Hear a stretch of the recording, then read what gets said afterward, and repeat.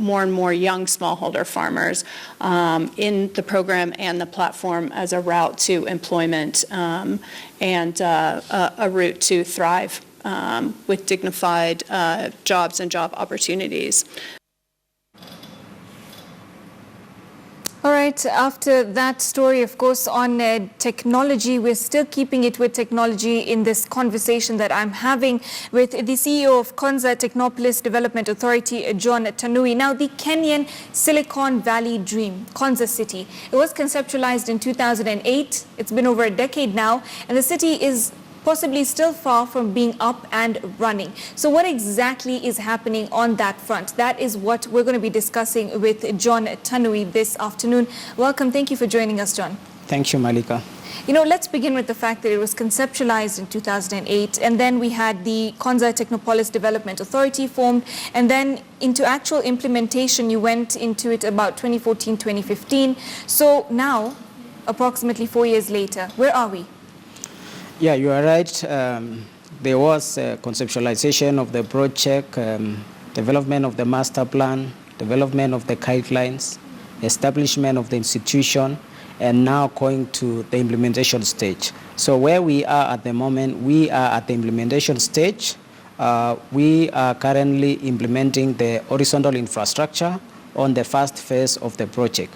And this is, as you know, it's a greenfield city, 60 kilometers of Nairobi, with no infrastructure before. So we are building the basic infrastructure, that's roads, electrical distribution, water, wastewater treatment, and that is what is going on now. We have a contractor who commenced work in August last year and started with the design works. So the designs are progressing quite well. We are expecting to start now the permanent works to start in another few months. So that will handle one component of the city to make the city ready for investment. Okay. And other key part of the city that we are working on now is to focus now on the initial thinking of the city to be the driver of our innovation, driver for technology, and driver for the knowledge economy.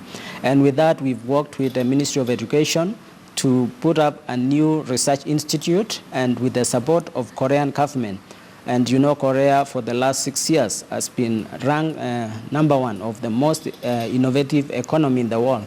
And they are helping us to establish a research institution which will become the platform to drive our Silicon Savannah. Okay, so now you're talking about the Korean investment. We also have been told, of course, that you've got the Italian company that's come in for this for the horizontal phase and to help set up the basis of this city. Are they still on board, and where has that progress reached? Yeah, the Italian firm has just set up at the site. They have mobilized. They have set up their site offices, and they are mobilized equipment and machinery to the site, and they are finalizing on the details of design, and very soon they'll be working on the permanent infrastructure, which is horizontal infrastructure. It's a project which will take about 42 months. So the works have started in terms of designs, and the rest will be coming in another few months. So the 42 months, is to just lay that from the basic foundation? Yes, for the basic foundation, which includes the roads, electrical distribution, putting up a new wastewater treatment plant, water distribution, solid waste, water storage, and even the entrance, setting up some few infrastructure like a police station, and a few other facilities. So for the next almost now 35 months and about there, they will be quite busy at the site. So this is funded by the Italian government? Yes. Okay, and we do know that the Kenyan government is supposed to give 10%, and the rest is supposed to be funded by the private sector stakeholders. Is that how it is? Yes, the total project was estimated at the inception to be about 1.4 trillion Kenya shillings. 1.4 trillion? Yes, that's around $14.5 billion. Okay. Which the government of Kenya was expected to handle about 10% of that. And the rest of the investment should be by private sector. This is either direct investment or PPP.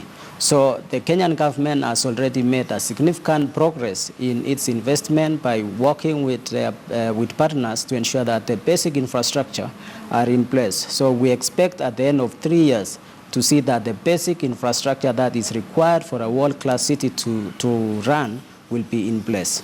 So that's what is going on. And when we talk about the government, of course, in August last year, they gave that 39 billion for the phase 1 infrastructure. That's what you're saying has commenced with the Italian firm, I believe. Yes, correct. So the government has given 39 billion, but it's also funded by the Italian government. The funding is government, of course, externally resourced from Italy, but of course with the Kenyan government. So it's Kenyan government with a loan from Italian government. For this basic... This is for the horizontal infrastructure. Okay. Yes. Which you say should be completed in 42 months. Yes. So, now that, there have been some skeptics, some critics saying it's been too long, it's gone on for too late. Where are we heading with this? In fact, some have said the vision is wrong, it's too big. What would you say to that? The project is quite ambitious, and Yes. our country indeed needs this, because when you look at most advanced economies, you have to develop the component of innovation, the component of technology, and the component of knowledge economy. These must also play a role in the progress of the country. And so our country must lay the right foundations to advance this. Okay. There are similar developments elsewhere. We know in the US, places like Research Triangle in North Carolina. It's one of the biggest science parks in the world. It's 40 years old, but it has had huge impact to that economy. And also Korea itself has also walked a similar journey. So even the fact that we are now going to set up, besides the horizontal infrastructure, the big story is that the journey on innovation, research, and knowledge economy will be driven by the institute that is being set in Konza.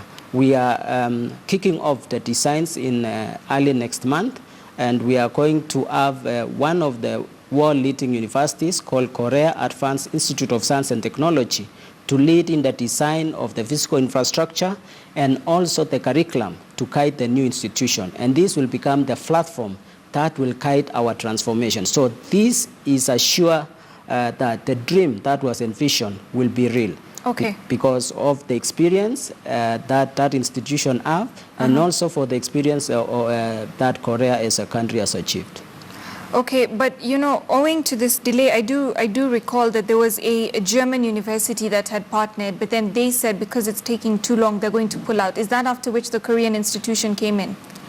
No, the two are totally different issues. Of course, they are within Ministry of Education, but the setup of a research institution in Konza was envisioned even within the Vision 2030, which was an institution which will drive the knowledge economy of the country.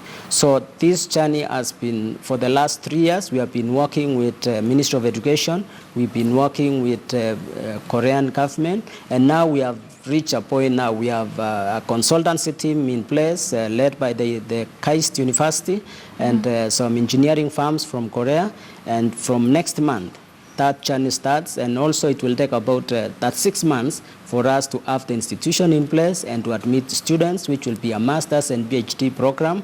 So it will also have to work very closely with our Kenyan institutions.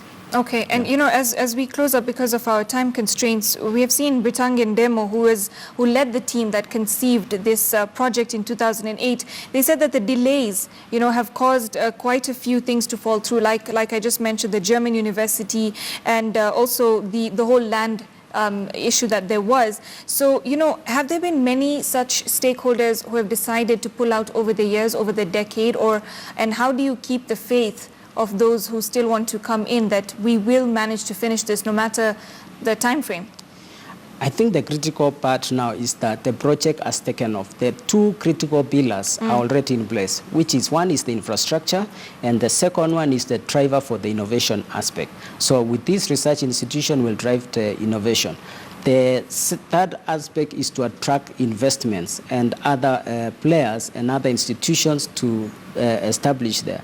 You talk of the Chairman East African Applied Science University, which I was also privileged to be in that team, which we are discussing. It's still possibility that it will be there or another location in this country. So those projects, they take long a while to take off, but they are on track. Okay. Yeah. All right. Thank you so much, John, for joining us on Business Today. Thank you. That was John Tonui, the CEO of Konza Technopolis Development Authority. And of course, he has been talking to us a little bit